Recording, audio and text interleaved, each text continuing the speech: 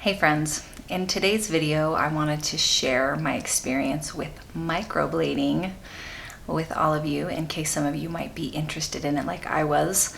For the past several years my eyebrows have been thinning and I tried castor oil and I tried Rogaine and I even would dye them with men's beard dye like every 4 to 6 weeks just to try and look like I had some eyebrows. I noticed that women in my family had completely lost their eyebrows by the time they're in their 60s. So I knew that was the direction I was headed. And because I don't really spend a lot of time putting all this together, having my eyebrows slowly disappear just made me feel like my face was kind of disappearing. So I was curious about if microblading could work for me, but I knew that I wasn't really into the modern eyebrow trends with the big arch and really thick brows, and so I just was really hesitant. So this year I actually found a lady who I really liked the style of what she was doing. I really loved her professionalism, and I will put her information in the link in the description box below. And so I decided to jump the gun and do this. While I was researching, there wasn't a lot of information for women who were 40 or older and how microblading impacts them. I also was curious to see what the healing process was like and what the experience was like. And while I did get a little bit of information, it was mostly for younger people, and most people use this method called the dry healing method, which didn't look very fun to me. And so the lady I went to actually uses this method called the wet method, and that's what I used. I will put the Aftercare instructions that she gave me in the description box below if you want to take a look at those. And what follows is my day-to-day experience with how I healed after the initial procedure and the touch-up procedure 6 weeks later. Before we jump into that, I do want to mention my initial procedure was in August and my touch-up procedure was in September.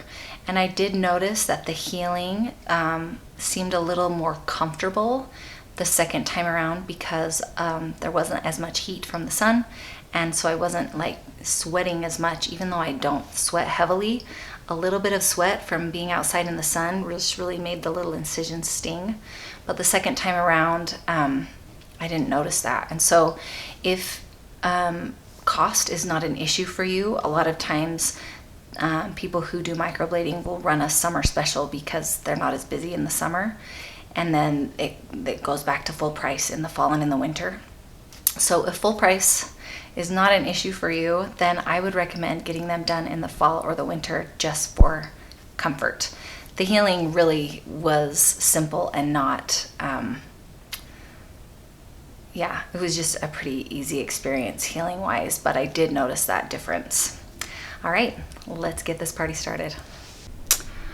All right, so this is me right before I leave for my appointment. Let's see. So you can just kind of see they're just really fair and light and kind of patchy. So I'm so nervous. Wish me luck. My appointment ended about an hour ago, so this is day 0, an hour after my appointment is finished. There's some A&D ointment on my eyebrows. I already like them a lot, but you can kind of see where there's like some more moisture where it's just kind of draining the lymph. Moisture from my skin is kind of oozing out. So here's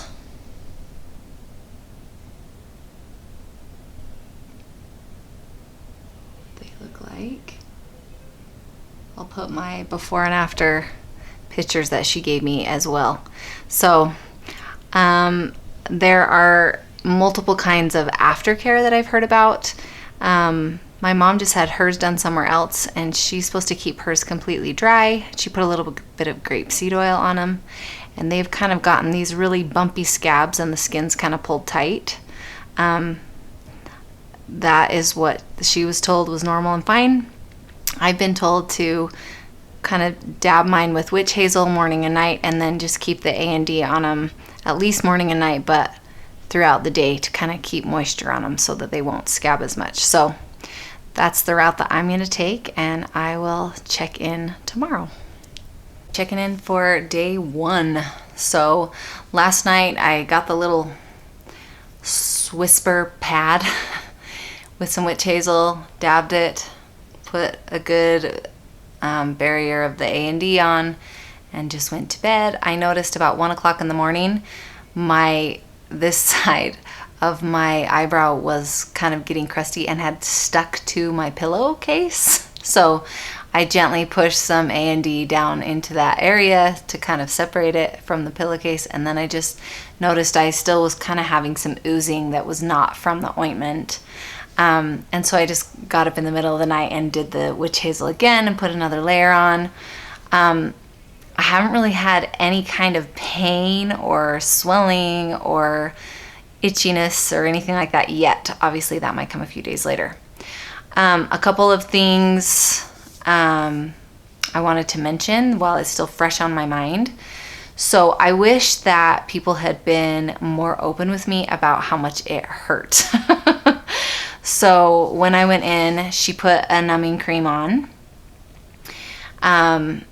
But the very first pass that she did, it hurt really bad. And everybody has, I guess, different tolerances. Some people numb better, some people don't. Maybe I just didn't numb very well. But I mean, my eyes were watering, and certain areas when she would, do the cuts, I would like get the urge to sneeze, and certain other areas, my left knee would like kick out, like have a nerve spasm. It was like correlated with some weird nerve in my eyebrow. I don't know. She said that's happened to a few people before. So anyway, after the first pass, she pressed more numbing cream in, and it kind of burned a little bit and stung a little bit. And she just kept like pressing some in, and then it really decreased the pain, but it didn't completely 100% go away. It just made it tolerable, way more tolerable. And after her second pass, she put more on. So she was just really kind and made sure that, I was doing okay and tried to do everything she could to make me comfortable. But you still feel it, and you're getting little, cuts. And then when she put the extra dye on, because it has alcohol in it, it could burn. Or it would burn a little bit, and it's just kind of sting. So at the end of the procedure, I thought that I was just going to be so swollen. It just felt like a really inflamed, stinging area. But when you looked at them, they weren't red. They were hardly puffy at all. Like, they didn't look like the way that they felt. But I didn't have to take any kind of medication or anything like that. After it was done, they've just felt better with that A&D on it. I've been fine. I've had no pain whatsoever. But if you are considering this, consider that you're gonna have to hold still and be brave through some stinging and slicing sensations. Unless you're one of those lucky ones that just doesn't feel anything at all and numbs right up really well. Like I said, I might be just the type that I know that my mom didn't numb either. Maybe that just kind of is like a thing that's in our family genetics. So, but don't be surprised. Nobody really talks about that part of it, and I just want to make sure you were prepared, because that's what happened to me. So here's what they look like today. They're kind of shiny from the A&D.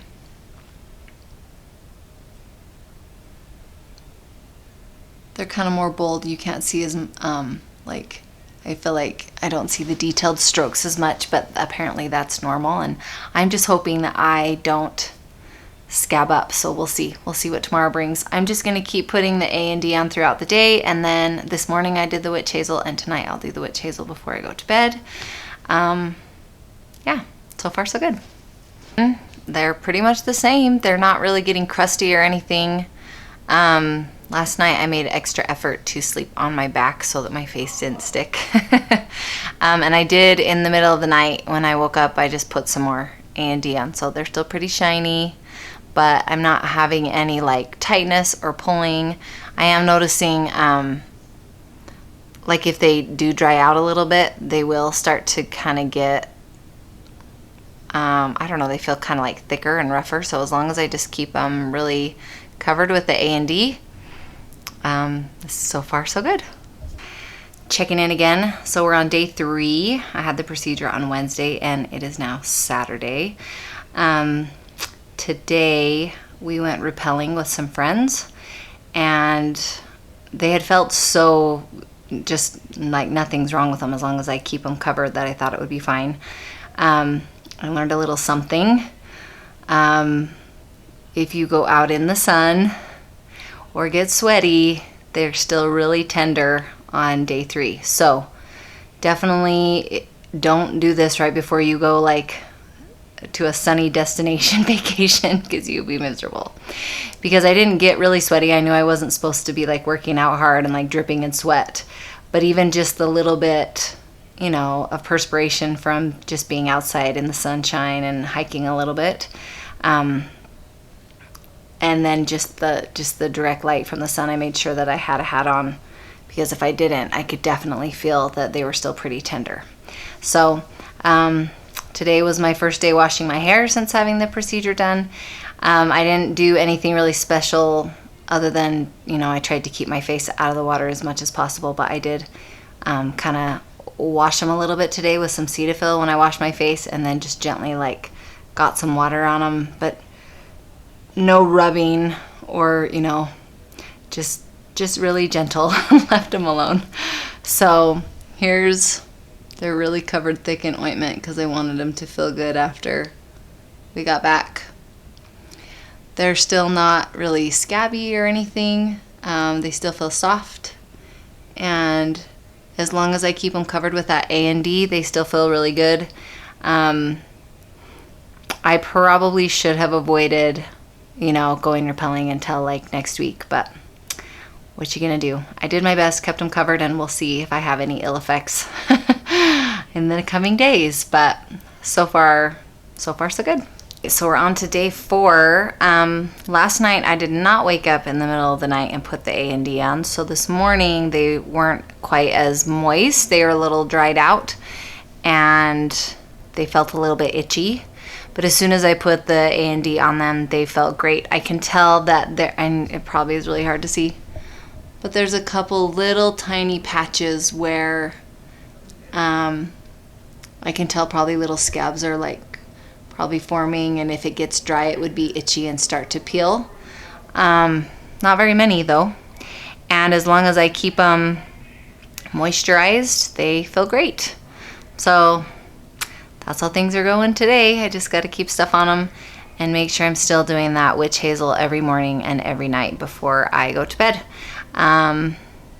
I anticipate the next couple days are going to start feeling more and more itchy though as the healing progresses, so we'll see what happens.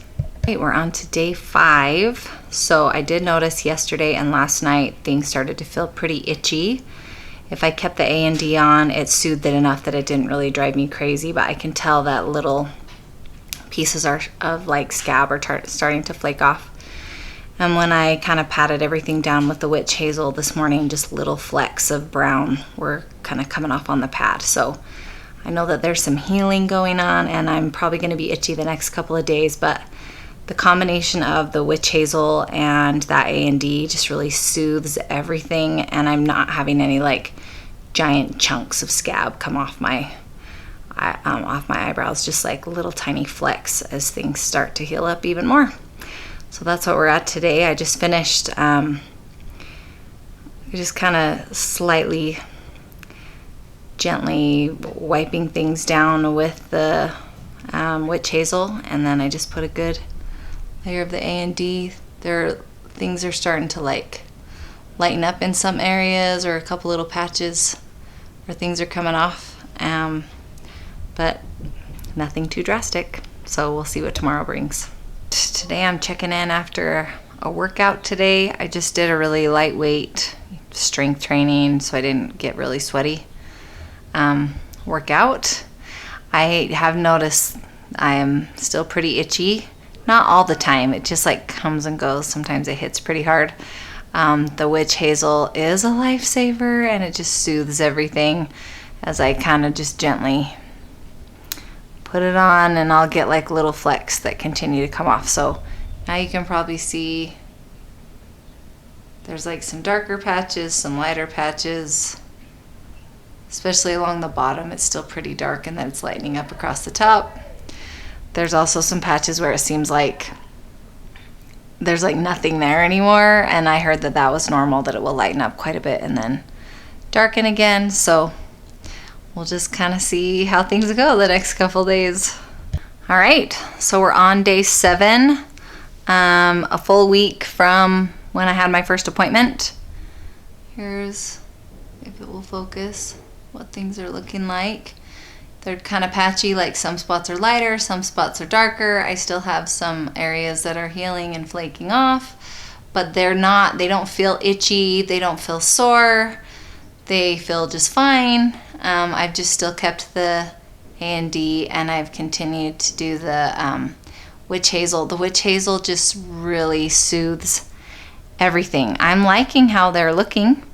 So I'll check in right before I go for my touch-up, which is in a couple of weeks. And so I'm just going to keep, as long as they're like still healing and still looking a little bit patchy, I'm just going to keep that A&D on them so that I don't ever get really itchy or dry. But they're feeling really good. Just with the thin layer of A&D, I haven't felt the need to like continue to put it on throughout the day like I had earlier in the week. So things are looking promising. Alrighty, so it's been just about 6 weeks, 2 days away from 6 weeks since my initial appointment. And ever since that first week, that 7th day, everything has just been great. I'm gonna go in just about an hour. You can tell kind of right here, there's a couple areas that just didn't fill in a ton, so she'll probably need to touch up right there. And then right here, there's kind of a little spot that she might need to touch up. But other than that, they've healed really nicely, and it's been really, really fun to feel like I have eyebrows again. So I'll check back in after that touch-up appointment is through. Okay, I just got home from my touch-up procedure. Here is what they look like now. All those little bald spots have filled in. You can see the A&D ointment making them look nice and shiny, and that's what keeps them from crusting up as they heal. You can still feel it when you go for your touch-up procedure. She is so good about, after every pass she does, well, she starts with getting me numb, then she does a pass, then she gets me numb again, does a second pass, gets me numb again. So there was still kind of the burning sensation from the alcohol and the numbing gel and then the dye. So you'll still feel that, and then you'll still feel the little tugs from when they put the little cuts, but the numbing definitely helps, and it was a lot shorter of an appointment this time. So I felt like it was better as far as pain-wise for the touch-up. So it's just going to be the same aftercare procedure, A&D ointment and witch hazel, and then keeping direct water and sunlight off of my brows for the next 7 to 10 days. I will keep checking in daily with my healing process after the touch-up. If you are not interested in watching that, you can just skip to the end of the video for my closing and final thoughts. All right, so we're on day 1 after the touch-up, and I realized when I got in the shower today that I already broke the cardinal rule that you're not supposed to wash your hair for like 2 or 3 days after. So don't be dumb like me. Wash your hair, the day of your appointment so that you can go a couple days without having to get your hair wet. I was really careful. I made sure I had a layer of the A&D on when I was in the shower, and I kept the water so that it wasn't directly going onto my face, but still you're gonna get some drips and stuff. So hopefully that won't impact me too bad, and I won't have to go for another touch-up. So I did get up last night in the night and just put some more A&D on them. And remember, especially on the first couple nights, try not to sleep on your side. You want to sleep on your back so that your eyebrows don't stick to your pillowcase and then tear off the little scabs that might be forming. But you know, because it gets dry once you wipe the A&D off with the fabric, and then it kind of sticks. So as long as you're sleeping on your back, everything stays moisturized. All right, that's it for today. So this is just a quick pop in. Things are still going really well. I still have the A&D on, and the witch hazel is still the best thing ever. I have noticed today, so my kids are home doing distance learning because I got these done during the COVID pandemic, and I've noticed I touch my face a lot. Like if I'm thinking through a problem or if they ask me a question, I kind of like go like this, and I'm like smearing A&D all morning long. So if you are a woman who goes to a job or is going to be leaving the house a lot, make sure and bring some A&D with you, because if you accidentally touch your face, you're going to smear it all over and you're going to need to reapply. That's what I learned today. All right, so here we are on day 3. I went out for a walk today in the sunshine, and I did notice they're just a little bit uncomfortable, some kind of tinging and pulling that didn't feel very good when I was out in the sun. I can tell that probably some of the scabbing is maybe starting to break, and I'm probably going to get into the just a little more itchy phase over these next couple days. So I'm trying really hard not to touch them and just to keep them really covered with that A&D. And I'm remembering that it really is a good idea to stay out of the sun until they are all the way healed, which, you know, should hopefully be by day 7. Yeah, so that's the update for today. So day 4, I woke up this morning and I must have been kind of rubbing my eyebrows in the night because the A&D was mostly gone, and they were like crackly and dry and itchy, and they did not feel good.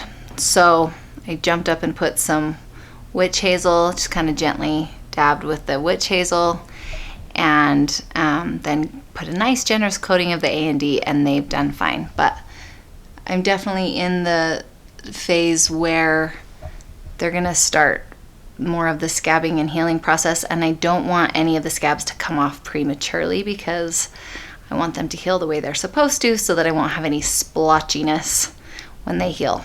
So wish me luck. Checking in for day 5. Today I have definitely had all those little micro scabs are starting to lift, and I just have really bumpy scab lifting eyebrows. And so when I'm touching, like with the witch hazel, little flecks are just kind of coming off of skin, and some little hairs, and anyway, it's lovely. So the witch hazel is definitely helping, and obviously the A&D is kind of keeping things from being itchy and irritated, as long as I keep that on there. And then I'm gonna have some patchiness because some of the scabs come off earlier than others, and it's just kind of this fun in-between stage. I think it's mostly just noticeable to me. I hope that it won't be super noticeable to other people, but they still look, I mean, there's a little bit of patchiness that you can see, but I still think they look pretty good. Anyway, so this is definitely the turning point day. Day 6, I can tell that the healing, we're coming down the home stretch. Even though this morning I woke up and most of the A&D was again wiped off, but I didn't really feel itchy or anything at all this morning, and most of the scabbing has now kind of sloughed its way off. They're still shiny because I have the A&D on them. But I know in a couple days I'm going to be good to go and I won't need to use the A&D anymore. So yay, the itchiness is going away. Okay, so we're on day 7. I didn't have to use any A&D last night. All the itching has pretty much gone away, and there's nothing flaking anymore. I don't have any A&D on right now, and they just feel good.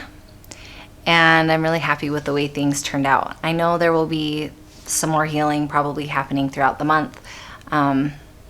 as everything completely heals up, but that's all just needs to happen internally in my skin. And I know in the future, I'm gonna be making sure I have sunscreen on my face, and especially over my brows when I spend time out in the sun, to keep them from fading too quickly.